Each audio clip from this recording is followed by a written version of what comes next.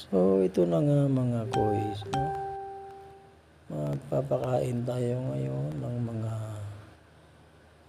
pusang gala, no? Yung mga pusa na walang nag-aalaga, no? So dito sa aming pinaglulutuan, napakaraming mga pusa na pag-alagala lang at walang nagpapakain.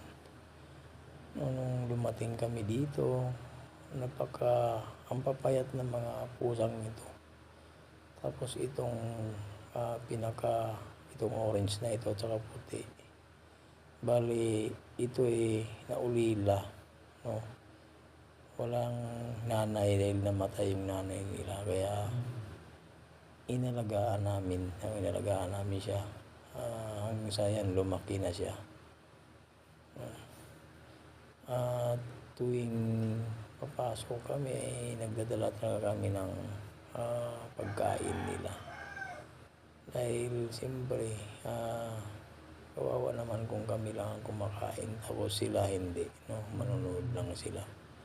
So, yan, umamo na sila. Nung unang dumating kami dito is maiilap talaga yung mga yan. Hindi mo mahawakan.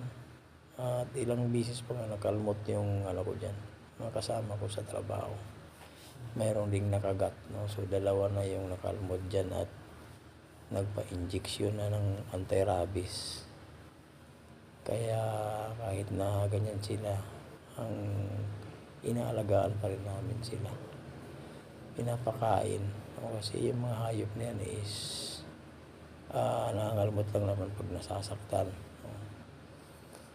Pero sa ngayon, maaamo na silang lahat dahil nga nasanay na sa amin.